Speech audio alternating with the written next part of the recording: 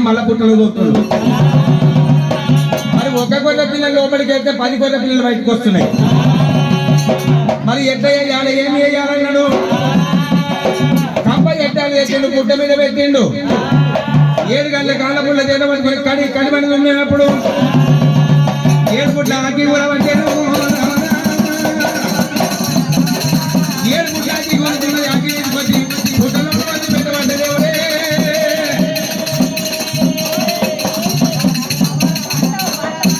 గుడ్డలో వదిలిపెట్టినప్పుడు గుడ్డ లోపల గొర్రెలు గడ్డ తచ్చిపోతున్నాయి. ఇక గొర్రె కాలబడ్డదండి. శంకర పరమాత్మయ్య మా ప్రాణం పోతున్నదా నాయన నాయన. దేవశంకరుడు కంటలుతుండో అయ్యో గొర్రె కాలిపోతుందో ఏమో. మరి ఏమి శివుడి మీద పిలిపించిండు. ఒక్కడే గడియల వాన కొట్టిపించిండు. అరే ఎక్కడేని వాన కొట్టేనా, పుట్ట మీద వాన కొడుతున్నది. పుట్ట మీద వాన కొట్టినప్పుడు అత్యంత చల్లారింది. ఇక పుట్ట వెనుక నిన్న వచ్చా తండ్రి నాయన. ఇక పుట్ట వెనుక నిండి పీడ గొడ్లు పుట్ట గొడ్ల మన నీళ్ళను ముగిపోతున్నాయి. గొర్రెలమ్మ పరమాత్మ ఆజ్ఞలాడితే ఇప్పుడు నీళ్ళ శంకరుడి కళ్ళ నెమరగల్ల జీవజంతి అప్పుడు పుట్టిన 4 గల్ల జీవజంతి అప్పుడు పుట్టిన జీవిని తీసుకొచ్చి నీళ్ళలో వదిలిపెడితే ఈత కొట్టాలన్నాడు. దేవుని పెట్టిన అడుగు గా బుడ్డల పనులన్నీ ఏర్పాటు చేసినారే.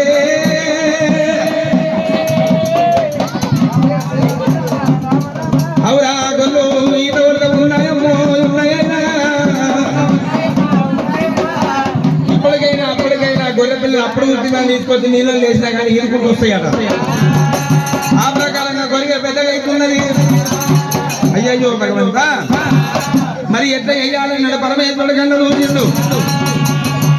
మరి ఎంతసేపు చెప్పినా మరి ఒకవేళ గొర్రె దగ్గర మరి ఆడు మీద ఉంటే బాగుండబోదు. గొర్రె వెంట జానదారి ఎట్లా ఉండాలి దబదబనాడు. గొర్రె వెంట జానదారి ఎట్లా ఉండాలి? ఎంతసేపు చెప్పినా అంటులేని మన అంట అవుతుందేమో, ముట్టులేని మన ముట్టు అవుతుందేమో. మరి గొర్రె కాడికి వెళ్ళి పద్మావతి దేవి ఉండగా మళ్ళీ గొర్రెలు కాయపోవడం. మరి భార్య భర్తలు ఎడవాపాలి. మల్లన్నకు పద్మావతికి ఎడవాపితే మల్లన్న గొర్రెలు పెంచి పెద్ద చేస్తాడు. అయ్యా ముక్కోటి దేవులారా, ఇంద్ర చంద్ర దేవేంద్ర నందన కుదురు కుబేరు యమదేవ రాజు అస్తదిక్పాలకులారా, మీరు ఆగ్రహ దగ్గర మీద వెళ్ళిపోయి అడవిలో కూడా మల్లన్నకు పద్మావతి దేవికి ఎడవాపి కావాలి. ఏమంటారు అయితే చెప్పులు. బ్రహ్మ, విష్ణుమూర్తి, నారదా ఇవల్ల కూడా మరి ఒకవేళ గొర్రెల దగ్గర మరి ఆడవిల్ల ఉంటే అంటులేని మంది అంటే ముట్టులేని మందకు ముట్టయిపోతుంది. మరి ఎవరిని పోమన్నా కానీ మేము పోము కానీ 100 తప్పులు చేసి 100 అబద్ధాలు ఆడి ఓ పెళ్లి వేయాలి. మరి ఒక్కరితో చెప్పి భార్య భర్తని ఎడవాపోతయ్యా అని అనుకుంటుండగా అంత లోపల మరి ఆ యొక్క ఎంతసేపు దేవతల గురువు బృహస్పతి. ఆ బృహస్పతి చేరవచ్చి ఆయనకు భార్య లేదు. అయ్యా నేను పోయి మల్లన్నకు పద్మావతి దేవుని ఎడవాపుతాను అనుకున్నాడు. మరి బృహస్పతికి పెళ్లి ఉంది కానీ పెళ్లి పెళ్ళని కానీ మరి ఒకవేళ ఎంత దేవి చెప్పినా నేను ఎడవాపుతాను అన్నాడు. దేవతల గురువు బృహస్పతి ఎంతో ఒకనాడు చదువు చెప్తున్నాడట. తారదేవికి ఆ యొక్క భార్య తారదేవి చదువు చెప్తా ఉండగా చందమామ యొక్క చంద్రుడు ఎరవచ్చి రోజు చదువు చెప్పుకుంటున్నాడు. రోజు చదువు చెప్పుకుంటే ఓనాడు సమయాన మరి ఆ చంద్రుని యొక్క చంద్రుని చూసింది తారదేవి మనసు పడ్డది. మీరు ఏం చేస్తున్నారో నాకు అక్కడే మరి ఆ తారదేవి మీద చంద్రుడి మనసు పడ్డది. మనసు అయింది, చంద్రుడి మీద పడ్డది. ఓనాడు ఆ బృహస్పతి దేవుని మీద దేవుని దగ్గర సభ పడితే అక్కడికి వెళ్ళిపోయాడు. చదువుకుందామని చెప్పి చంద్రుడు ఎలవస్తే తారదేవి వెళ్ళిపోయింది అనుకోని సర్దం ఆడుతున్నది. మరి అంతలో కూడా బృహస్పతి ఏరవచ్చిండు. ఒరే చంద్ర ఎంత పాపకారి వాడివిరా గురు భార్య అంటే తల్లితోడి సమానము ఆ యొక్క వేది ఎంత చెప్పిన చంద్రుని మీద మంతమయ్యా ఇప్పటి నుంచి నా భార్యవు కాదు నువ్వు చంద్రునికే భార్యవు తారాదేవి అని చెప్పి వదిలిపెట్టాడు బాబా ఓ తారాదేవి ఇవాళ నా కన్ను కట్టి నన్ను మోసం చేసినావు మరి ఎంతసేపు చెప్పిన ఆ యొక్క ఏది చంద్రునికి 15 రోజులు శుక్లపక్షము 12 రోజులు మరి ఆ యొక్క వారాలు ఉంటాయి నువ్వు ఆ యొక్క సేవ ఆ యొక్క ఎప్పుడైతే చంద్రుడు ఇల్లుకు వచ్చేదమయానికి నువ్వు పట్టకు పాడకు దూరం వల్ల ఉండాలి రామ దూరం వల్ల ఉండాలి ఓ తారాదేవి అందుకే భార్య లేదు తారాదేవి లేదు బృహస్పతి వెళ్ళిపోయి నేను వెళ్ళవాలని అన్నాడే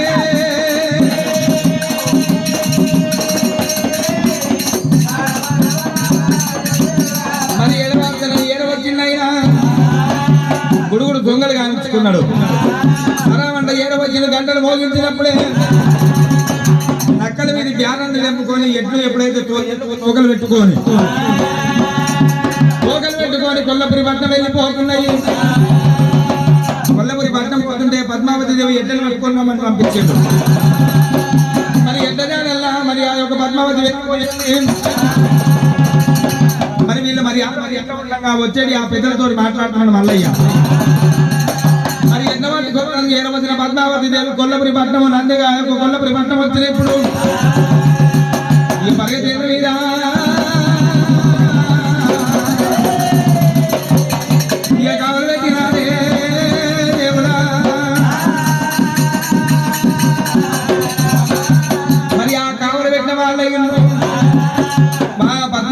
మర్యాద పట్టుకోవడంగా మరి పర్వతాల చెప్పుడు పెద్దలతో మాట్లాడుకుంటున్నప్పుడు మరి అందమైన దేవతాలే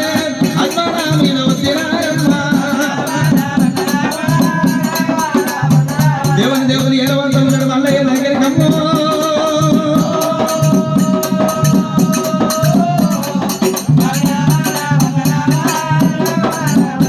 పర్వతాల చెప్పుడు మల్లయ్య దగ్గరికి ఎప్పుడైతే పెద్దలు ఏడవచ్చిందో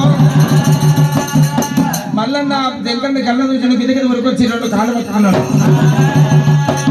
అయ్యా నాయన నాయన నాయన నాయన అయ్యో కాళ్ళ మీద వండడు కాళ్ళ మీద వండడు అయ్యో అని పార్వతి కాపుల ఇళ్ళరా నేను ఉండనంటిరా నేను వెరగనంటిరా కాపేకల చేయగరా కాపులేని ఊరురా శివకాంతి పాడువాడు వంటి కాబంతాని బావిరా కాపికిలము లేదుమా అన్న దొరికిన చెప్పురా తమ్ముడు దొరుకుతున్నాడు తమ్ముడు దొరికిన చెప్పురా అన్న దొరుకుతున్నదే ఏమి దేవుడు అంటాడే రాజులేక కళ్ళాడురా ఇల్లు దాటితే చాలురా భక్తుల చెవిన ఇలమదీన పోతిరా కొలమదీన పోతిరా 6 కాపులే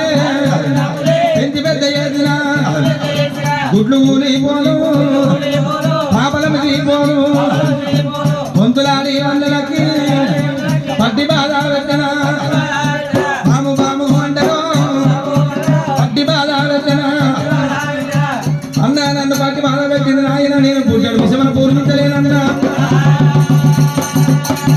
6 కాపులు 6 నాన్న వచ్చిందే అన్నో నాయన 6 కాపులు 6 కాళ్ళు వచ్చిన ప్రాణం ఏదని నాయన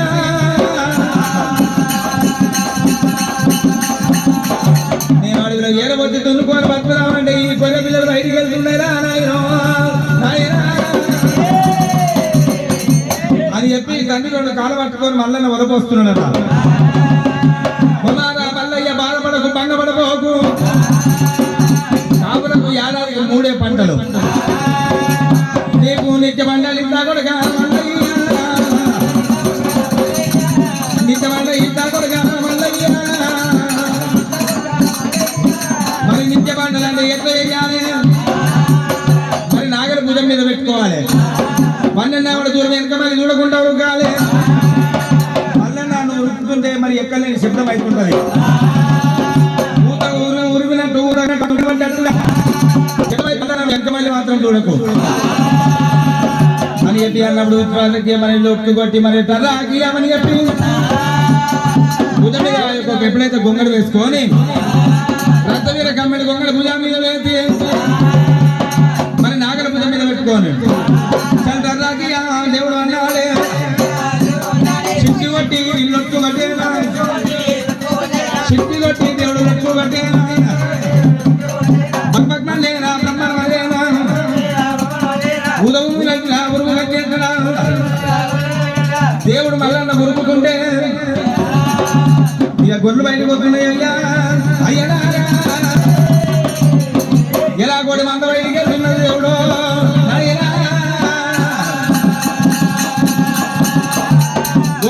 గొర్రె మంద ఎప్పుడైతే బయటకు వస్తూ ఉన్నదో పరమాత్మ మల్లన్న వెళ్ళిపోతుండే చెట్టు కులగిరి పర్వతాల కింద పడ్డట్టుగా ఆకాశం కింద పడ్డట్టు చుక్కలు తెగి కింద పడ్డట్టుగా ఎక్కలేని శబ్దం అవుతున్నది. అయ్యా అయ్యా ఎక్కలేని శబ్దం అవుతుంది. వెనక మళ్ళీ చూసింది దేవుడే